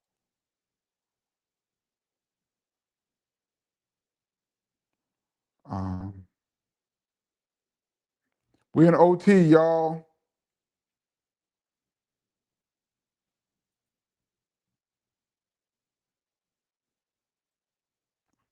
This is true. Cannabis had a crazy momentum in '97. Second round KO got people amped, but when his album dropped, many people were underwhelmed, in my opinion. Cannabis never quite recovered after that. That's exactly what happened. He had a moment in time. I think Wyclef tried to make like a world album. It seemed like I think Wyclef, who's a great producer, I don't know if his sound went with what we were expecting from Cannabis. Cannabis needed more of those 4-3-2-1 beats. You're correct. Um,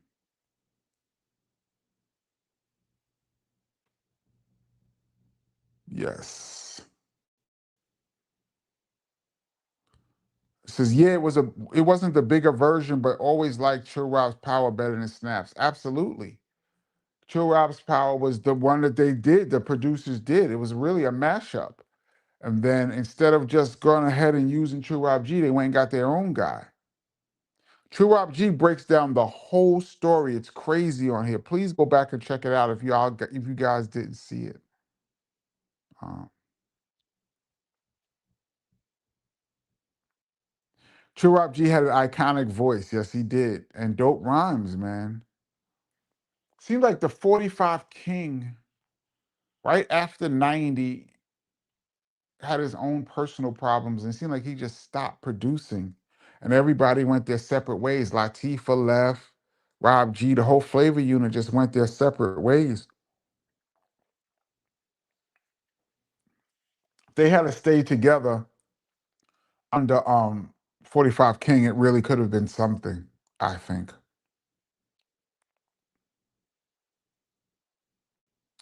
Oh yeah, CMC, the car accident threw the DLC's career off. Crazy. Um, that's one of the greatest what ifs of all time in hip hop. That's right at the top. What if the DLC's voice didn't go? Because he wrote all of those rhymes for Dre on the Chronic. That would have been him.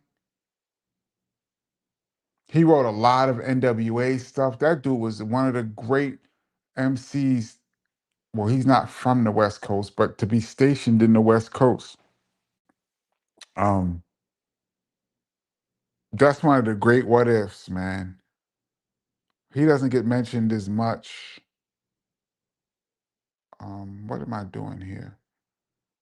I'm looking at the wrong chat. This is what I want to see. Thank you again, Ilroy. Says Kenny, what's your favorite Red Alert promo? I think mine is Cool Keith. Said he in his bathtub with his little rubber ducky. Is that the Ultra Bait? Red Alert has so many dope promos. Shout out to D Nice.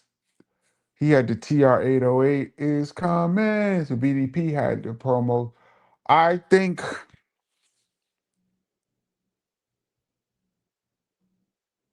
that's a tough question. Bait by Ultra is probably right up there.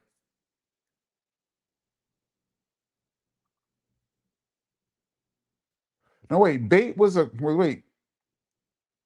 No. Chuck Chill Out had his own promo, and I think Bait was Red Alert's promo. That's right.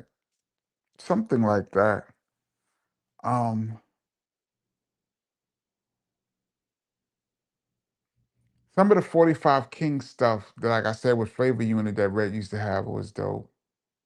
I heard Flow Joe by Fat Joe used to be a promo. Um, I'm gonna pick BDP. I'm gonna pick the TR 808. Is coming bright and early in the morning. Shout out to my man D Nice. We are live right now.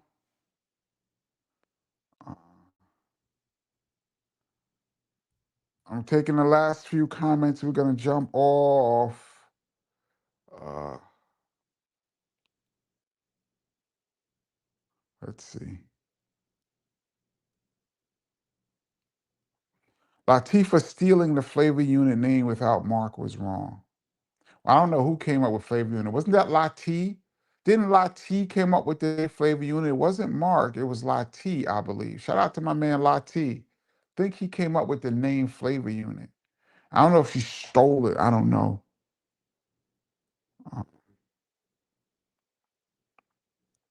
Icy Given says, I missed my SP as a producer. Emu or Akai. I wish Emu would have competed harder. Me too. I still have my SP 1200 right behind me, as you can see. They just went out of business. I don't. Who knows what happened? Um, let's see. Yeah, like Kim Shabazz was tough too. Yeah, they had a nice crew. They had a nice crew. Thank you, Ultra says, we love you, KP. Safe travels and many blessings, brother. Thank you so much, man. Thank you so much. Anytime I get on a plane, that's gotta hold my breath. Bait by Ultra was incredible. Yes, it was. Uh, best promo was BDK and Antoinette doing Raw Attitude. I don't remember that promo.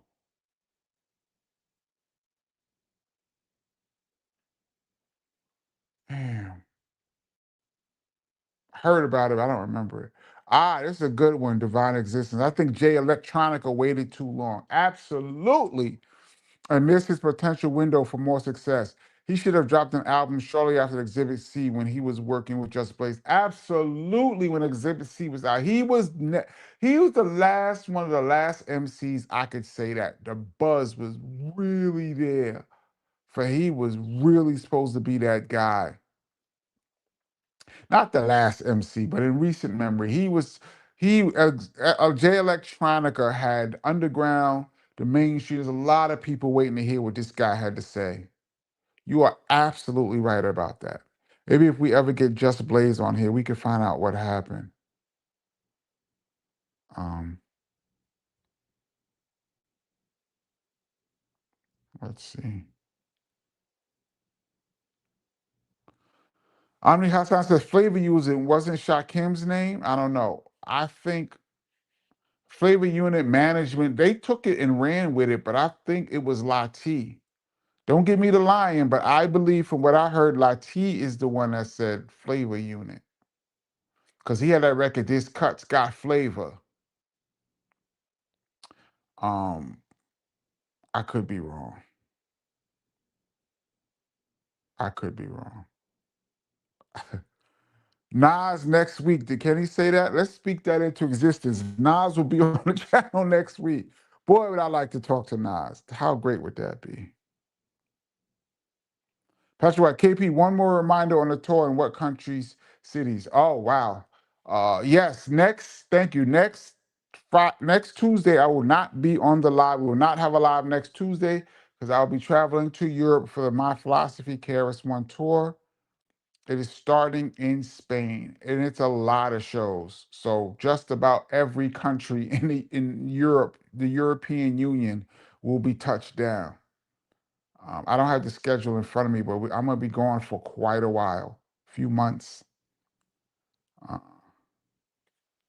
so that's going to be really interesting. All right. We got a few more minutes. I'm at the very bottom.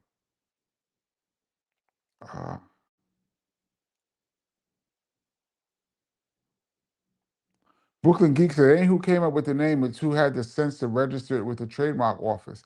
Yeah, but that even you can steal because there's people that stole things and trademarked it. Look at Paris Hilton. She trademarked That's Hot. That is a culture vulture at its finest. By the time Paris Hilton started saying That's Hot, that was old in our culture. That line That's Hot was old. We was past That's Hot. She took it to the mainstream and then trademarked it like she made it up. So I say all that to say, yes, whoever trademarks it is correct. That is correct, but there's a lot of stealing that goes on with that. That Paris Hilton one was nasty work, as they say. Tracy said to not forget to bump that like button, y'all. That's right. Thank you so much, Spook Realm.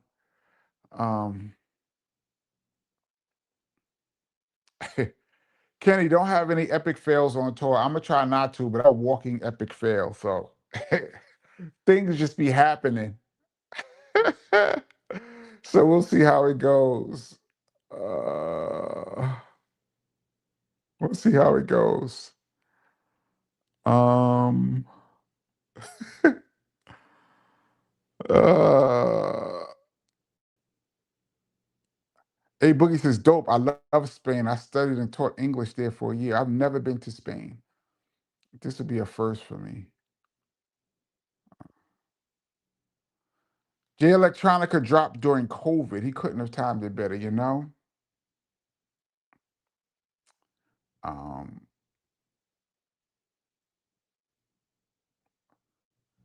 Did Hammer trademark proper? LL, laugh out loud, Tip dissed him. I'm lucky Tip didn't have problems with Hammer when he said that. What you saying, Hammer? Proper. He could have. That probably made him another check for Hammer. What you say, Hammer? Proper. Rap is not pop. If you call it that, then stop. Hip hop was so against going pop back in those days. Look how far we've come.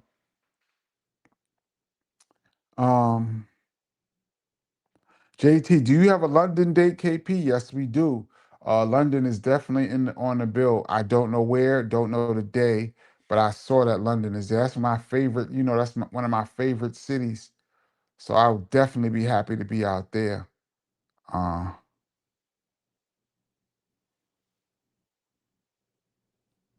Let's see.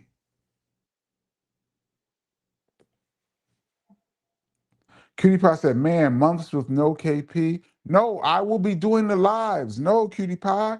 I will be doing the lives Tuesday and Friday, 8 p.m. Eastern Standard Time. It will just be from there, not here. Um, and it will be a different time zone. So I'm gonna have to figure out how I'm gonna get it done. But I will be live.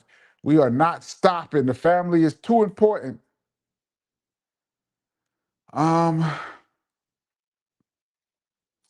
I'm gonna go to 10 o'clock. So we got like 5 more minutes. Oh shoot, Hammer responded to Q-Tip on the album with Bump Pumps and a Bump. I never even listened to that album. I didn't know that. That's dope. That's dope. Um Remember rappers just wanted to go gold, not platinum. Yeah, because platinum, and back in those days, in order to go platinum, you really meant you crossed over. Crossing over was frowned upon. Hip hop was our thing. And it was very rare that an artist would go platinum that didn't cross over, like Slick Rick went platinum, The Great Adventures. I think Paid in Full eventually went platinum after a few years. Of course, Run-DMC LL. Heavy D was platinum back then. Public Enemy was double platinum, killing them. Um, but yeah, it was very rare. Very rare. We got another Ilroy. So happy that you're going on tour with your brother BDP for life. Yes, thank you, BDP for life. It should be really fun. We're gonna have a blast. Uh, my nephew's gonna be out there too. Mad Lion is on this tour too, and Razkaz is on the tour too. And I heard Buckshot might be coming in and out. So we'll see about my man Buck. Buck. We got like 3 more minutes. I'm gonna chill for like 3 more minutes. A lot of those albums back then eventually went platinum, supposedly. Yeah. Um,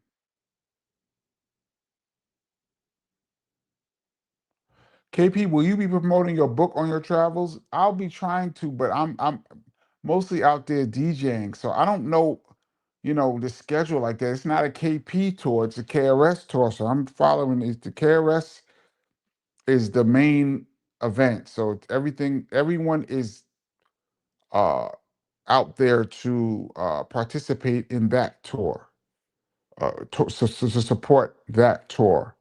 But I definitely will be talking about it and mentioning it as much as I can. I hope to get to do some radio and some stuff out there. Make sure you document the tour, KP. I'm going to take as much footage as I can that I think you guys will find interesting. Um, I'm not going to film so much of the shows. That's just something because everybody films the shows. Um, but I am going to be filming a lot of the sound checks, a lot of the backstage stuff. Um, so we'll see.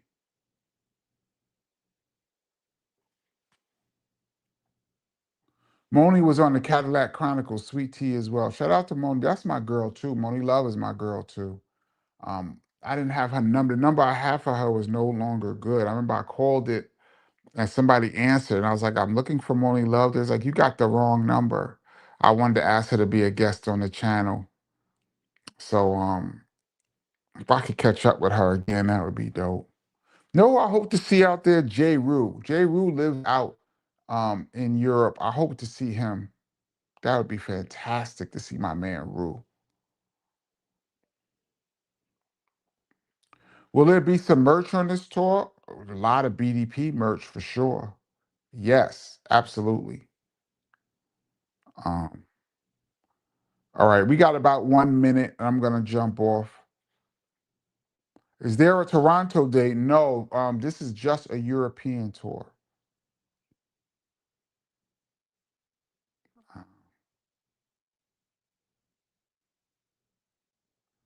That's it. All right, y'all. I'm out of here. Let me make this smaller, make sure I got everything. I am out. Next time I see you guys, God willing, will be across the seas. Pray for me, you guys. And I'll catch you guys next week. All right, I'm out of here. Peace.